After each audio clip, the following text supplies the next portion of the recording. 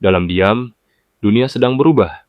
Bukan dengan senjata, tapi dengan kecanggihan teknologi. Negara-negara besar kini berlomba bukan lagi soal siapa yang punya kekuatan militer paling besar, tapi siapa yang bisa menciptakan masa depan paling cepat. AI, semikonduktor, kendaraan listrik, hingga teknologi luar angkasa, semua jadi medan tempur baru. Tapi, siapa sebenarnya yang memimpin? Apakah Amerika Serikat, China, atau jangan-jangan negara-negara yang selama ini kita anggap kecil sedang mempersiapkan kejutan besar? Amerika Serikat memimpin dalam pengembangan AI dengan perusahaan seperti OpenAI, Google DeepMind, dan Nvidia.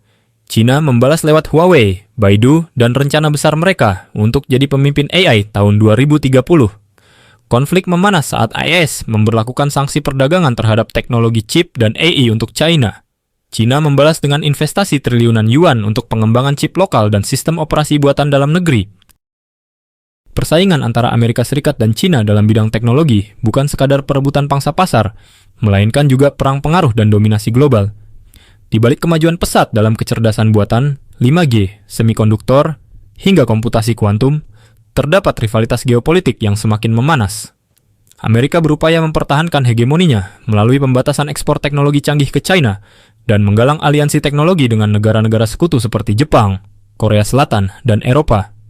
Sementara itu, China membalas dengan mempercepat program swasembada teknologinya, seperti Made in China 2025 dan investasi masif dalam chip domestik serta AI militer. Konflik ini telah menciptakan fragmentasi rantai pasok global, memaksa banyak negara untuk memilih keberpihakan atau bersikap netral dengan hati-hati. Negara-negara seperti Indonesia berada di posisi strategis, namun rentan, karena harus menyeimbangkan hubungan dengan kedua kekuatan besar. Dalam konteks kunjungan tokoh seperti Bill Gates ke Indonesia, isu ini menjadi semakin relevan. Apakah Indonesia akan menjadi mitra strategis dalam kerangka teknologi Amerika? Atau tetap membuka ruang kerja sama dengan China demi kepentingan nasional?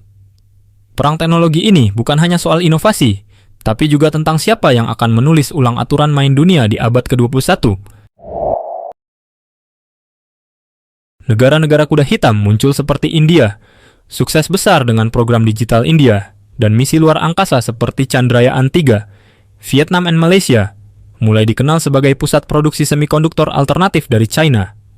Indonesia fokus pada ekosistem kendaraan listrik, digitalisasi UMKM, dan pembentukan sovereign wealth fund. Teknologi bukan cuma alat bisnis, tapi jadi aset strategis. Pengaruh budaya, K-pop, TikTok, dan film jadi soft power. Negara yang unggul di inovasi akan jadi magnet investor dan pengaruh global. Tantangan, minim R&D, infrastruktur belum merata, brain drain. Kekuatan, demografi muda, pasar digital besar, startup seperti Gojek, Ruang Guru, dan eFishery. Kesempatan emas jika Indonesia mampu menjadi hub teknologi di Asia Tenggara. Dunia sedang menuju masa depan yang ditentukan oleh inovasi. Bukan soal siapa yang punya senjata terbanyak, tapi siapa yang bisa menciptakan masa depan terbaik. Dan sekarang, kita semua sedang menyaksikan siapa yang akan menang dalam perang ini. Apakah Indonesia bisa mengejutkan dunia? Kalau kamu suka konten seperti ini, jangan lupa like, share, dan subscribe. Kita bakal terus bahas fakta-fakta dunia yang jarang dibahas, tapi penting untuk masa depan kita semua.